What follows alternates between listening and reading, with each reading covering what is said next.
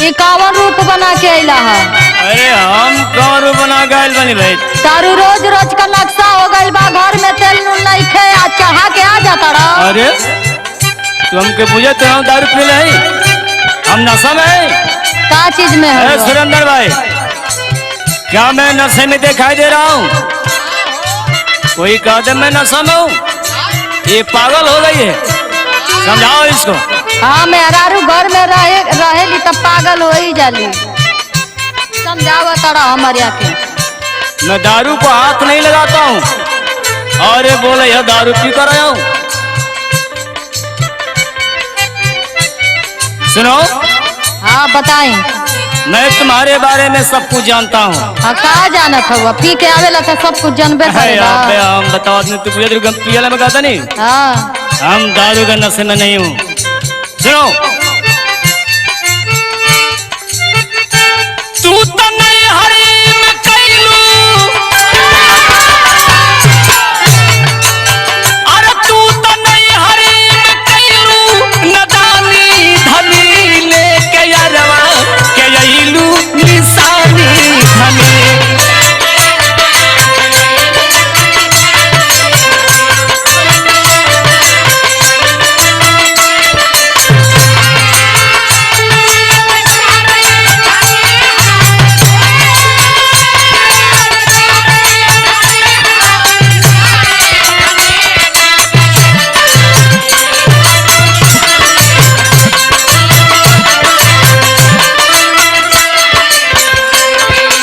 सुन लो, मेरे साथ तुम्हारा शादी हुआ है ना? हाँ। मेरे नाम का सिंदूर अपने मांग में लगाई हो? हाँ बोला। और ये लड़का तुम कहाँ से लेकर के आई हो? हाँ मैं सब कुछ जानता हूँ। मुँह पकानू ये कुल्फी के आवत हवा तो मैं दारू के नशे में नहीं डाले। हाँ ढकेल के अला था, हमार देखत हवा निशानी। सुना हमार बात। बोलो। तू तो दरुए के बूझेला पानी पिया, बोला कैसे कैसा मारी हम जवानी पिया। दिन भर दारू पी के ढकेलेला, समझेला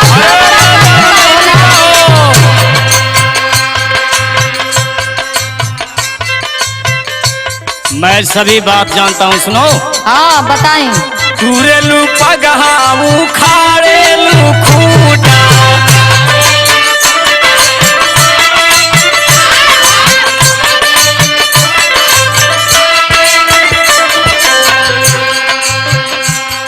अरे पाके हरी तू चरत बारू छूटा।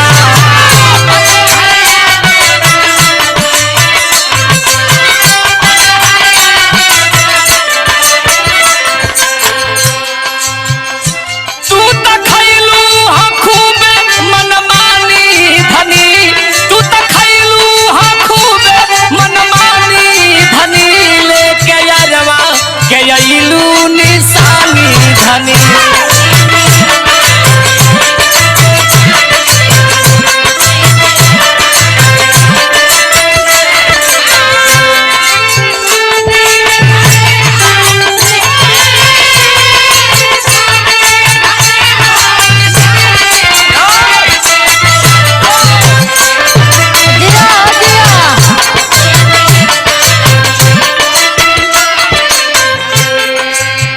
पी के अइला त खुंटा पगहानी आरता तोरा बारे में हमार पता चल गया। हमके छोड़ले बड़ा, तू कैसन बड़ा हम जान गइल बनी रे दादा।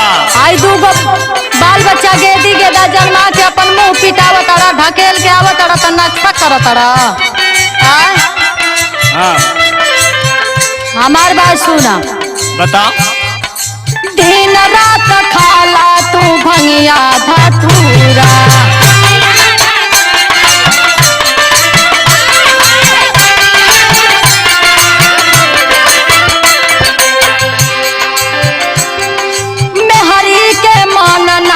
कैला कब पूरा।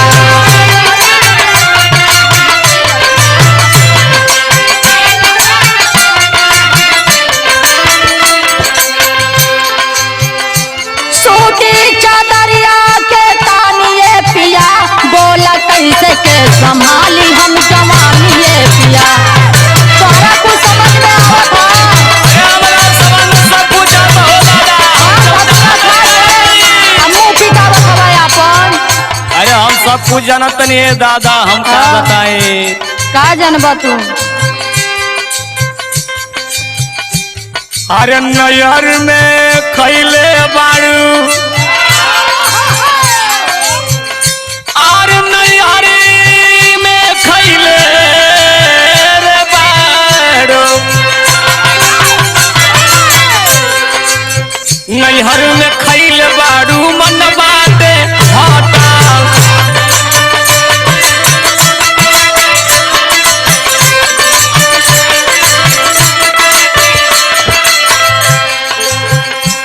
अरे लगाता यही से तू रहता रू कटाल।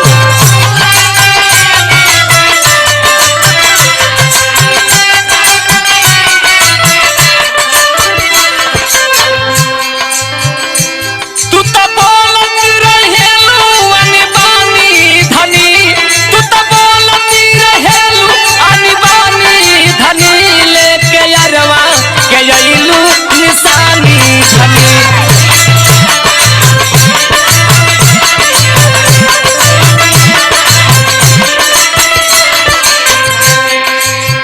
कहत हवा कि नैहरवा में खूब खैली, नैहरवे का आई दे बनावल ह। अरे दादा हो मैं अरे खाई बना के देला बना भाई। देले हमारे एकदम जिंदगी उजाड़ देले हो दादा।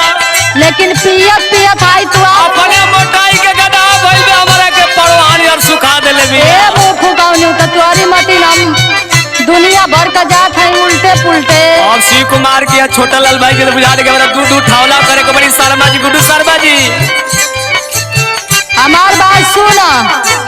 बोल रे बोल बोल जल्दी बोल। अरे बोल रे दादा। ऊपर से लागो तारा गोरऊ के जोकर, पी के तभी बाकारी बनौले बड़ा। लागो तारा भीतरे भीतर तू भइल बड़ा खोकर। आयो दादा का बुझता? ऐसे में भरा हमरा के इज्जत ला छोड़ी। औरी बात सुना हमार। बोला बोल रे बोल। आई तार शरीर जौन भइल बा जो करे का अरे कोमा तोरे पियोर में तोरे चिंता में रह जाई हरे था हो गई बा। शरीर तो अंदर का करेजा खोखला हो गई अरे बा। दादा हम तो चाहते कि तोरा गए हम मर जाई। तो हमार बात सुना। बोल। खूब काटे लाला बंधन संग चानिए पिया, बोल कैसे के संभारी हम जमानिए पिया। बोल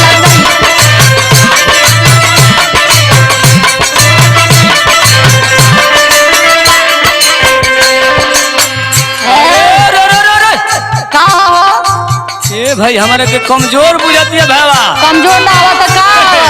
अरे हई पातरे मान दे, पातर आदमी जौन शर्ट के दाम मार दी मोट जला कोलारी फंस जाई।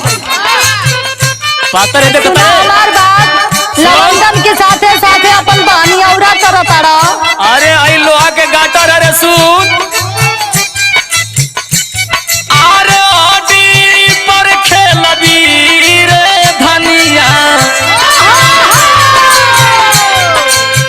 ये हड्डी के जानते रहे ना? हाँ जाना तारे। हड्डी पर खेल के कबड्डी देखाई।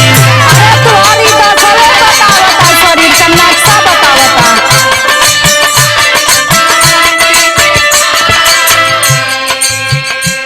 अरे साहिल के संग हम तोहके हराई।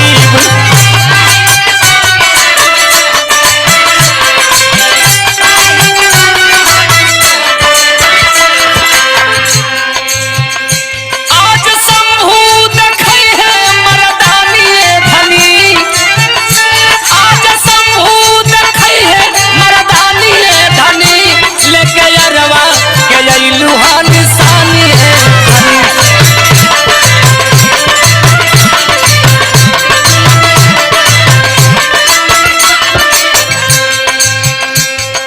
तुहार हम बात सुनियली कबड्डी खेला तारा। तुहार शरीर देख के तो मालूम पड़ा था कि आज बिहान भइल बड़ा। अरे जिंदगी हमार जवाल भइल सुना दहिया बनौला तू खाई के मलाई